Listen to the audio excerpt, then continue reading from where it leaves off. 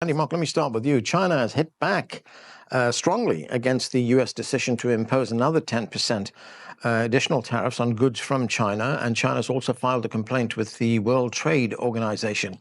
Here is the permanent Chinese representative to the United Nations. Let's listen. We are firmly opposed to this unwarranted increase, and we do believe that this is in violation of the WTO rules. So that's why China is filing a complaint. And let me also emphasize that there is no winner in a trade war. So, Andy, this has escalated very quickly. How do you see the Chinese response? Well, I think the Chinese response, Anand, is very different from what we've seen with other countries, Canada, Mexico, Panama, that have been threatened by Trump. And I think that's because China is in a very, very different position. So if we look at it from a trade perspective, despite the tariffs initiated in the first Trump administration through the Biden administration through today, China's share of global exports has increased, I believe, from 13% to 15% of global share. It is currently the biggest trade partner for 129 countries around the world, which is more than the U.S. So I think it's in a very strong position. Oh, one more quick statistic too. Chinese exports hit about $1 trillion last year. So China's in a very strong position. I think it also has momentum on its side as well, and that it's moving up the value chain, not just historically, lower value added exports, clothing, toys, consumer electronics, et cetera, to more and more high tech products as well.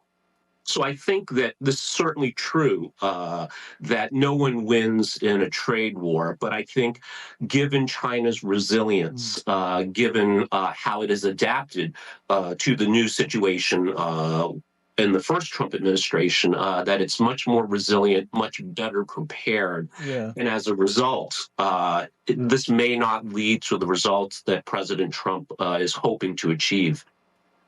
Right, Andy, China has also said that they will impose additional tariffs on United States imports into China, things like coal, liquefied natural gas, as well as agricultural machinery, among other things. Could this kind of action hurt the United States more than it would hurt China? I think it absolutely has this possibility, Anand. And again, I think China's response, although it has responded in a very specific way here, so not just with these tariffs, placing companies on China's entity list, et cetera, the room for further escalation is available to China. So with the experts and well-informed observers I've spoken with recently on this, I think there is wide agreement that China has been very calibrated, very restrained, because it certainly hopes to work with the U.S., not against the U.S. However, if the U.S. does continue to escalate, I think China also has its own escalatory ladder in trade as well. Mark, what does all of this mean for the whole idea of globalization? We were talking about this, singing its praises not so long ago, the fact that barriers were being dropped, that there was free movement of goods, that trade was open. Well, Anand, I think that we're seeing two vastly different visions for the world. So I agree with Jorge that on the one hand, President Trump is in some sense quite transactional and very sensitive to feedback, especially from the stock market. At the same time, I think he is very consistent over decades in pursuing a certain vision for the United States, of which the way he envisions reindustrialization, which may end up with a very isolated United States. So from the context of China, the numbers I'm hearing is that while the Trump administration has gotten off to a little bit of a slow start in imposing tariffs on China, given the legal groundwork that has been laid, especially in his memo for Make America, I think it's the America First trade policy, kind of outlines that we may actually be at 40 to 60% tariffs on China. And we'll see tariffs on Vietnam, other countries that have been transshipment points for Chinese exports to the United States. At the same time, we see China offering the world a much more inclusive vision, where I think globalization is unhampered. We see China's trade with ASEAN, with Latin America, with Africa, um, Russia, et cetera. And some of this, of course, is in reaction to some of the attacks that the U.S. has made against various countries and parts of the world. But I'm not so pessimistic about the future of the global trading system, but I am concerned about what this might mean for the future of the United States if Trump does get to realize his vision. It could be a very isolated United States. And we also need to consider that what gave the United States its exceptional status, a part of it at least, was its technological leadership. And we see today in electric vehicles, in even AI, which many Americans thought was an unassailable bastion of American technological superiority.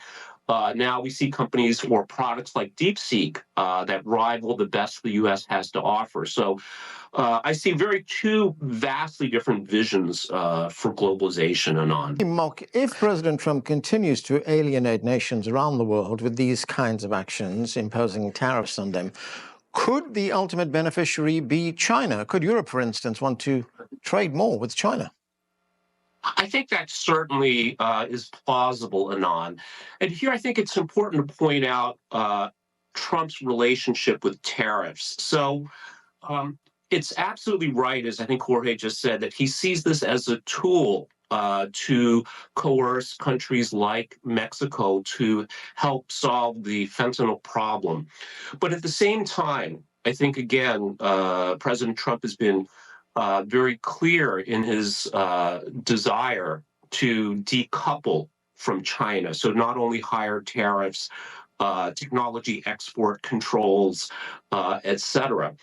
And that I think this is, again, a vision of not just targeting China, but what he wants to do is dramatically reconstitute the global trade and economic system in a way that, again, I think isolates the United States. And of course, a very natural outcome of that is trade-driven parts of the world, like Europe and Germany in particular, will certainly look for other partners that are more open, offer less friction, less political risk as well. And I think it's also important to point out that, of course, China is still a very much a growing market. It's an enormous market. It's a growing market. Southeast Asia, of course, other parts of the world. So, yes, I think you're absolutely right, Anand, that these policies, if fully implemented as President Trump envisions, I think certainly could benefit China in the long run, and again, end up isolating the United States.